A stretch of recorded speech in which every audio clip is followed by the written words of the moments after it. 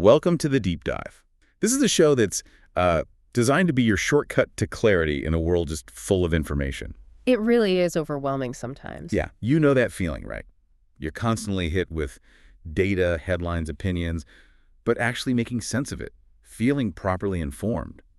That's tough. It's a real challenge. And that's exactly why we're here. We try to, cut through all that noise. Get to the good stuff. Yeah, pull out the key insights from different sources, give you that aha moment without you having to wade through everything. So today, our mission is to unpack some really big ideas.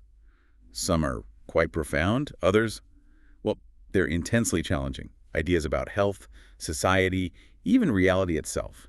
We're diving into two really compelling but very different perspectives. Both of them really push back against what we think of as normal for, well, human well-being in the world we live in. Okay, so what are these perspectives? Well, first up, we've got insights drawn from the myth of normal. This book explores how chronic health issues, both physical and mental, might actually be deeply connected to our culture, our social conditions, and the impact of trauma. Okay, culture and trauma. And the second one? The second source is called The Cult. Now, this one offers a highly controversial viewpoint. It basically argues that many things we accept in society, including narratives around big health crises, are actually manipulated. Manipulated? How so? It contends they're orchestrated by a hidden group, which the source calls the cult, with the aim of controlling humanity. Wow, okay, that's quite a claim. It absolutely is, and that's why it's crucial for us to state up front. Our goal here is just to explore the ideas in these sources. We want to help you understand the arguments, the details they present. Right, we're not endorsing anything, not taking sides. We're just guides, basically, laying out the landscape from these two very different viewpoints. Exactly, so let's get into it. Okay, let's unpack this. We'll start with the myth of normal. And its first big idea is that normal health, well, it's maybe a myth itself. Yeah, especially when you look at the actual numbers. The statistics are pretty stark. Give us an idea. The source points out that in the U.S., described as the richest country ever, something like 60% of adults have a chronic disorder. Think high blood pressure, diabetes, stuff like that. 60%, wow. And over 40% have two or more. Plus, nearly 70% of Americans are on at least one prescription drug. More than half take two. So normal is actually being unwell, statistically speaking. That's the core insight the source presents. Our baseline, what we accept as normal, is actually a state of struggle, not health. It's a system under strain. And it's not just adults, is it? The source talks about kids, too. Absolutely. It highlights this really worrying global trend in youth mental health. You've got child suicide attempts skyrocketing in the U.S. That's awful. Yeah. And a big surge in student anxiety and depression in the U.K. ADHD is seen as a public health issue in China. It's not just isolated incidents. The source argues it points to something systemic. So what does the myth of normal say is going wrong? Where's the problem? Well, a big part of the argument is that mainstream medicine has a kind of blind spot. How so? It contends that conventional practice often ignores what science actually knows about the body-mind unity. The idea that our mind and body aren't separate things. Right, they're interconnected. Exactly. But medicine often dissects people into parts, treats symptoms in isolation, rather than seeing the whole person in their context. It's strange, isn't it? That idea isn't new, but the source says medical training hasn't really caught up. That's the argument, that even well-meaning doctors are left, quote, toiling in the dark, because the fundamental perspective is outdated.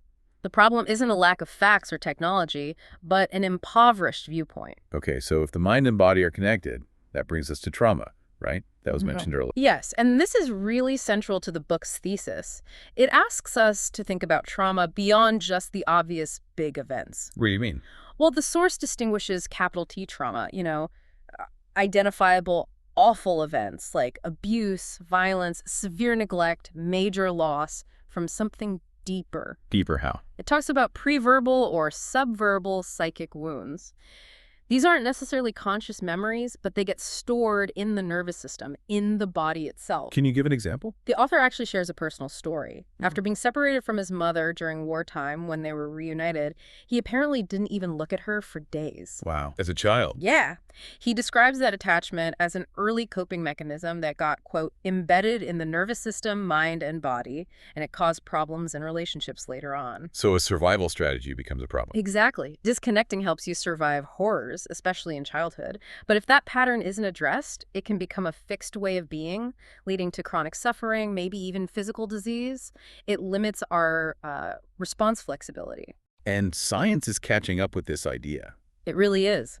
There's this fascinating field, bit of a mouthful, psychoneuroimmunology, Okay. sometimes even psychoneuroendocrinology. But basically, it maps out how intricately our mind, brain, nervous system, immune system, hormones, they're all interconnected. Like one big system. Exactly. They're not just linked. They are one system. And understanding that is key to understanding health, according to this source. And it doesn't stop at the individual, does it? No, that's another crucial point. This body-mind doesn't exist in a vacuum.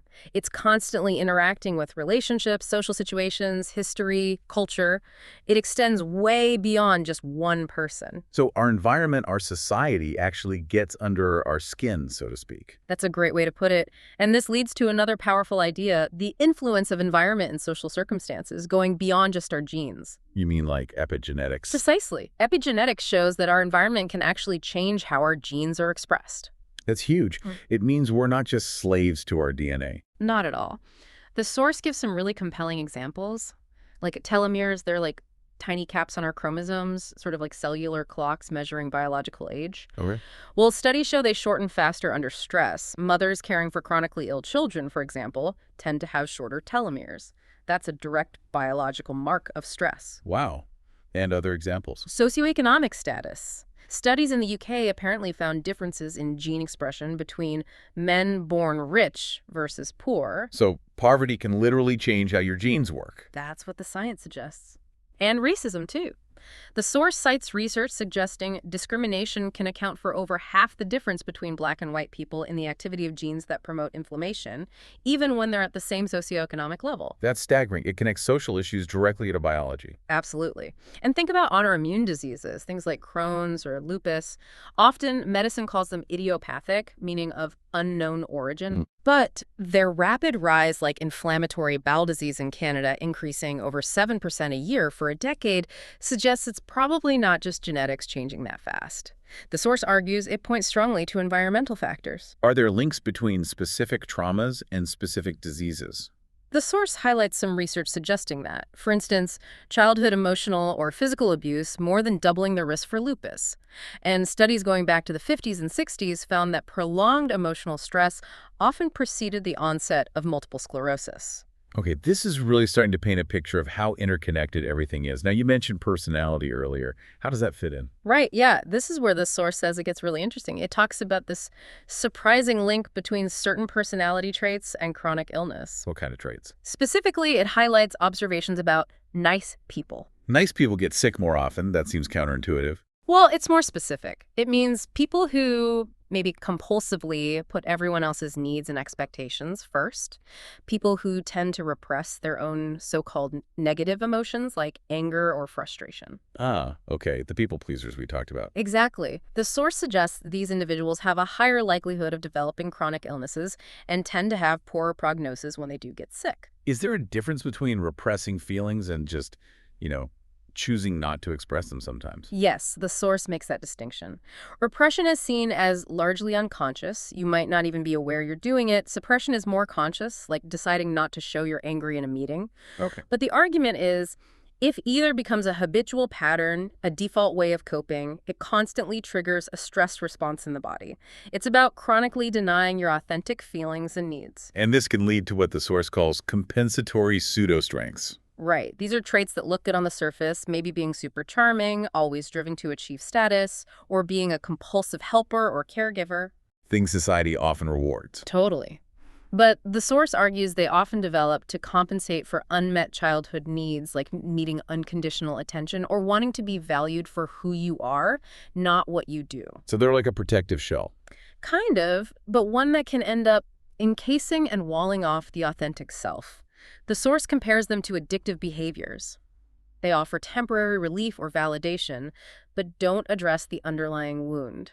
This all seems to circle back to early life experiences, doesn't it? Very much so. The myth of normal really emphasizes how these patterns often start in childhood, shaped by the environment we grow up in, including our family and the wider culture. What's essential for healthy development, according to the source? Warm, attuned interactions with caregivers.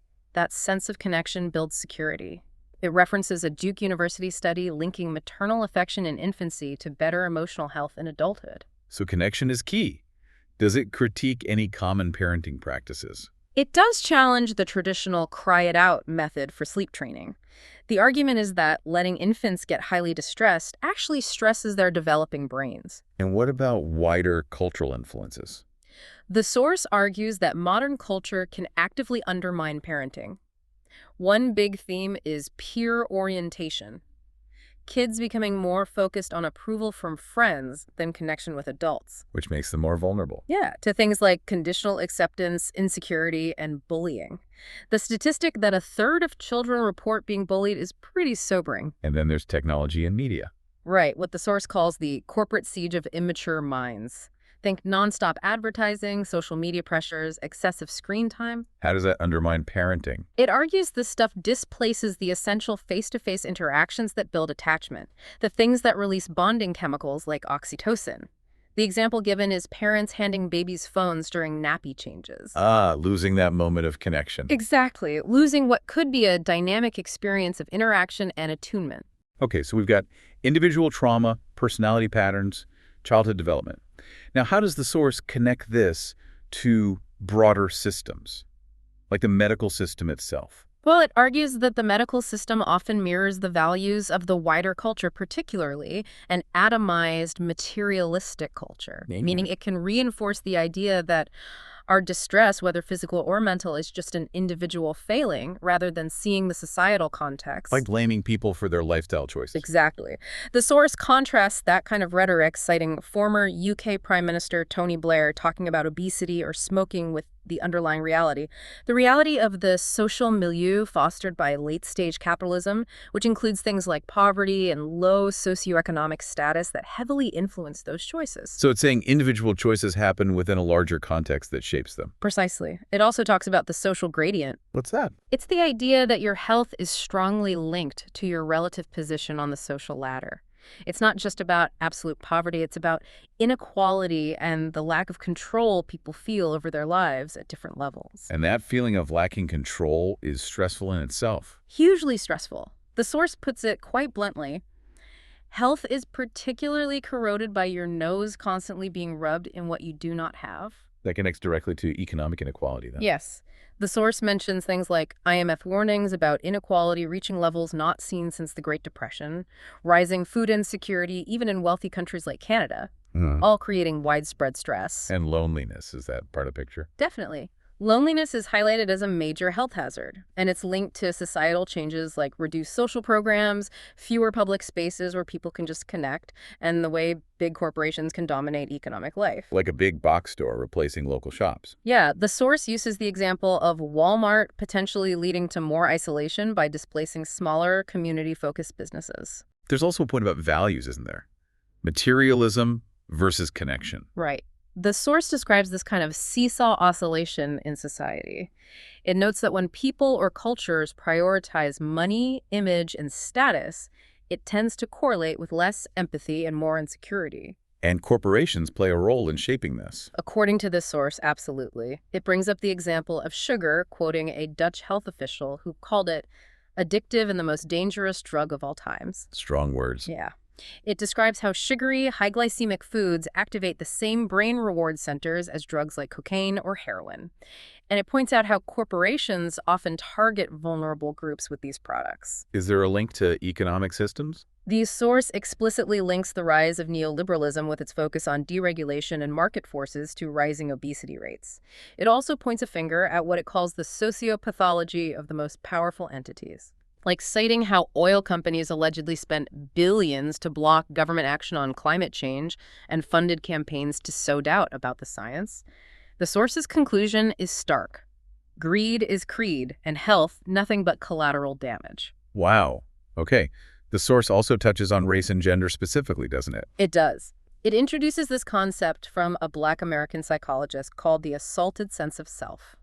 What does that mean? It's when your identity becomes defined more by discrimination and what society tells you you're not, rather than by your own inherent sense of self, by what I am. And this has health impacts. The data presented suggests yes. Racism acts as a chronic stressor, affecting those inflammation-promoting genes we talked about, leading to premature cellular aging. Black women, for example, consistently show higher stress biomarkers in studies cited. And what about women in general? The source asks why women seem to have it worse, pointing to their disproportionately higher rates of many chronic illnesses and mental health conditions. Why might that be? The perspective offered is that women often act as society's shock absorbers. They end up absorbing stress, including male angst, and are often expected to be the ones doing the emotional soothing for others. Does it talk about masculinity too? Yes, it explores toxic masculinity not as an attack on men, but as a kind of traumatic wound itself. How so?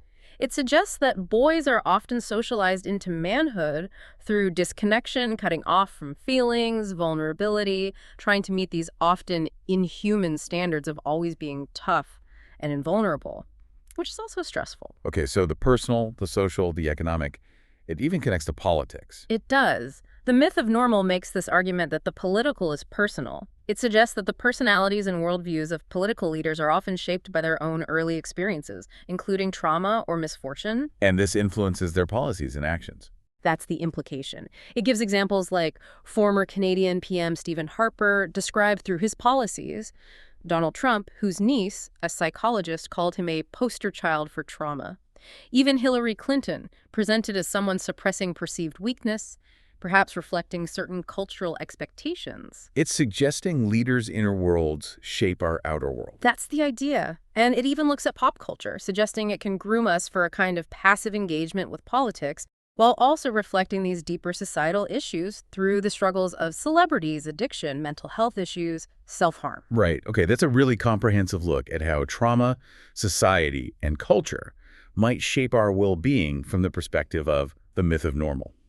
It really covers a lot of ground, connecting the dots from the individual nervous system right up to global economics and politics. Now, we need to shift gears quite dramatically. Yes, if we connect this to the bigger picture, we're moving to that second source, the cult. And again, it's crucial to stress this perspective is highly controversial. Absolutely. We're about to present ideas about global control, engineered crises. These are the views from this specific source. We're just relaying the information as presented in the material. Exactly. Our aim is simply to provide you with the information from the source so you can consider it alongside the other perspective.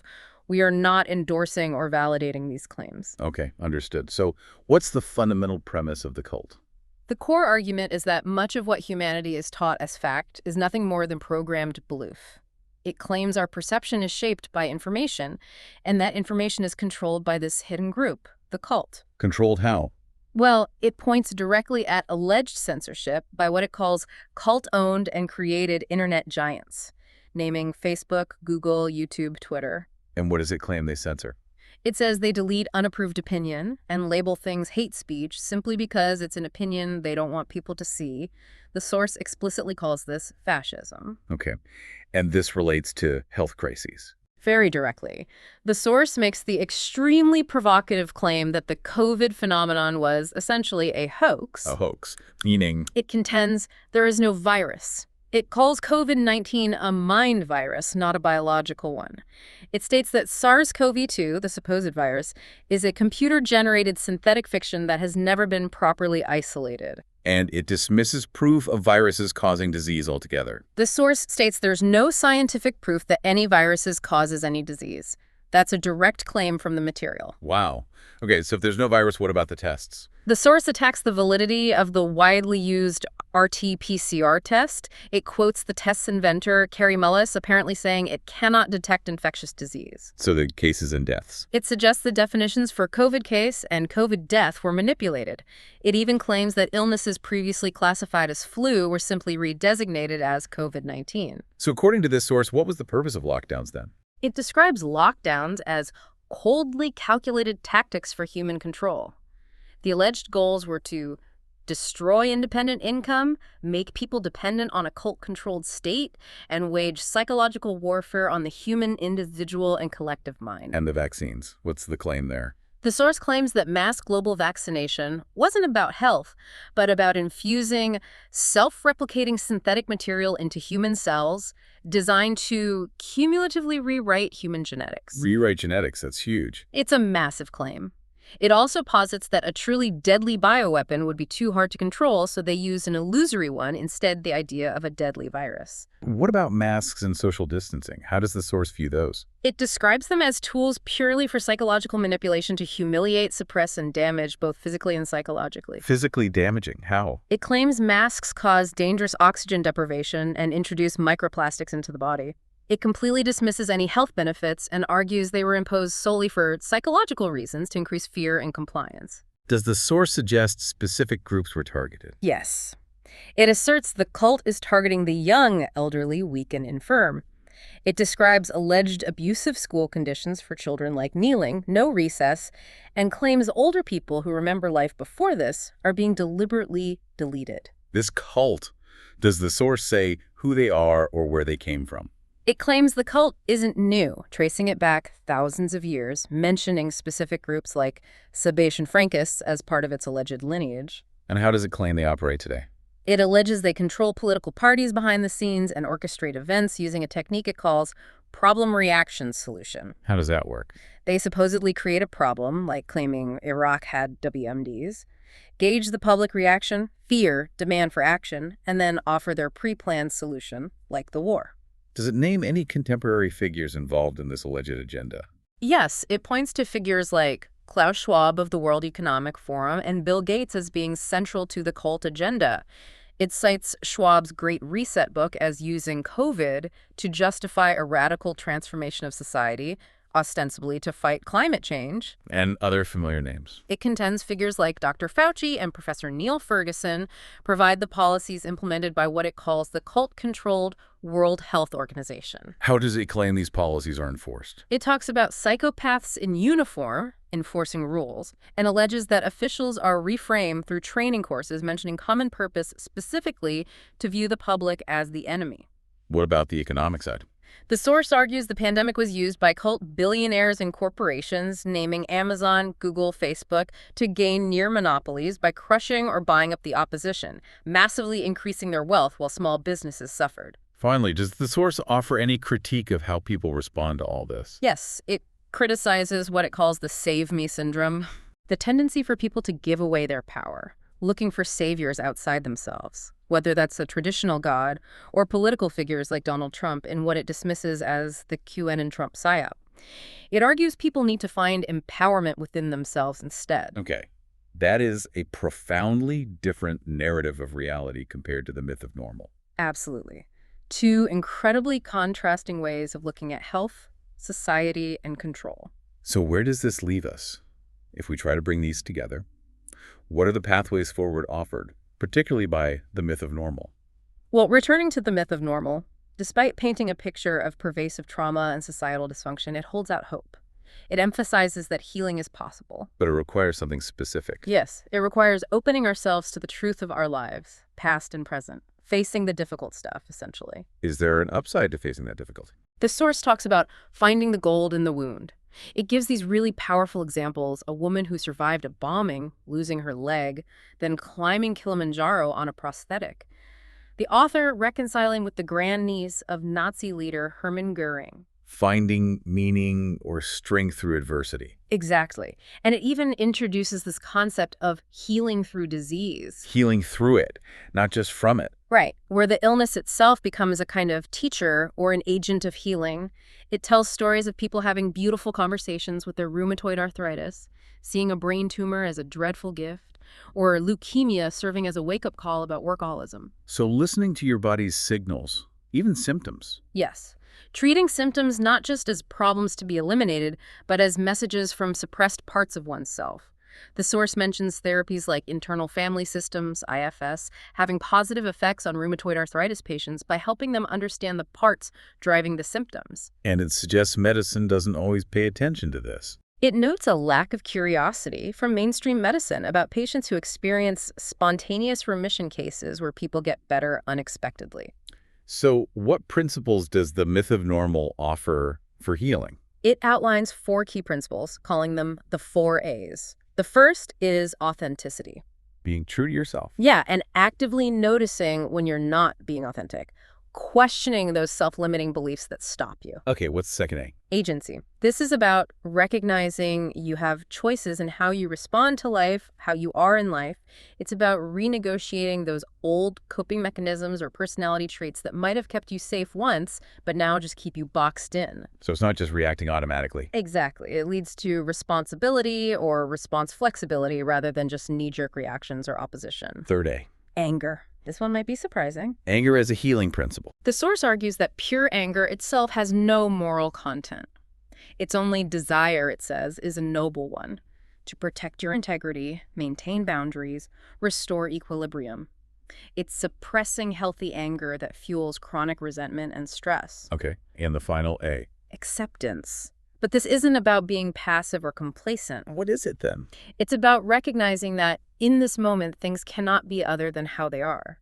It's about having an aligned relationship with the actual present moment, even if it's difficult, as a starting point for change. These principles seem linked to undoing those limiting beliefs we talked about earlier. Very much so. The book explains how our earliest experiences, even back in the womb, create these deep emotional and neurological imprints, like a body-wide memory. We internalize stuff before we can even think critically about it. That's the idea.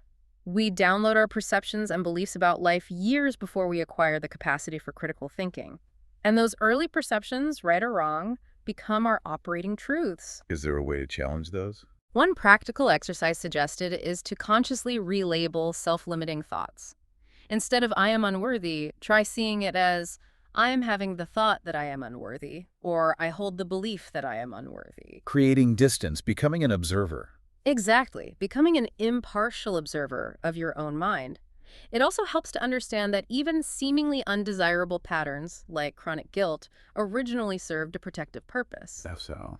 They might have been ways to maintain attachment to caregivers, even if it meant sacrificing authenticity. They're like guardians past their prime. The source gives this striking example from therapy where someone's terrifying inner Adolf Hitler part was revealed through deeper work to actually be the rage of a traumatized 2-year-old. Wow, that really reframes inner conflicts. Yeah. So beyond these individual healing principles, does the source talk about other pathways? What about creativity? Yes, that's a great question. It does highlight creativity and self-expression as vital pathways. It mentions songwriter Mary Gauthier using music to process trauma, and the author's own writing as a healing practice. And what about more unconventional approaches, like psychedelics? The Myth of Normal does explore the potential of psychedelics carefully. It describes their ability in therapeutic settings to help access the unconscious mind, maybe thin the membrane between conscious mind and unconscious mind. To gain new perspectives? Yeah, to help people see beyond their usual ego defenses, connect with deeper parts of themselves, and even feel more connected to nature and the wider world. It acknowledges limitations, they're still esoteric, can be expensive, but stresses their potential for healing trauma. Does it look to other traditions for wisdom? Yes, it emphasizes the wisdom held in indigenous traditions and the importance of overcoming our own cultural myopia to listen to intuition and other ways of knowing. Hearing those inner voices. Right. And it suggests we reframe the word myth itself, not as falsehood, but in its older sense as a source of deep knowledge, a portal to spirit. Seeing things mythically can help us find meaning and connection in all of life's experiences. So even amidst the difficulties, there's a sense of hope. There is. The source talks about the optimism of the will, believing in human potential, and our capacity to act for positive change, even when the intellect sees all the problems. Does this connect back to social change? Absolutely. It ends with a call for activism and advocacy, using whatever privilege we have to amplify marginalized voices and push for systemic change, like creating a more trauma-informed legal apparatus, for example. So we've journeyed through two really different worlds today. Definitely. The Myth of Normal, digging deep into trauma, culture, and the intricate links to our health, offering pathways to individual and potentially collective healing. And the Cult, presenting this starkly contrasting view of reality shaped by hidden control and deliberate manipulation. Very provocative, both of them. Incredibly so. And despite being worlds apart in their explanations, both sources really push us to question what we accept as normal. Yeah, they make you think about how much our reality and our health is shaped not just by circumstances, but by our perceptions, the stories we're told, and the stories we tell ourselves. So the question for you, listening, is, What stands out to you from these perspectives? What do they make you question about your own understanding of normal in this really complex world we live in? Maybe it prompts reflection on those connections between your own well-being and the bigger picture of society, culture. Or even just reflection on how we process information, how we form beliefs in an age saturated with narratives. Yeah. It really all comes back to asking those deeper questions.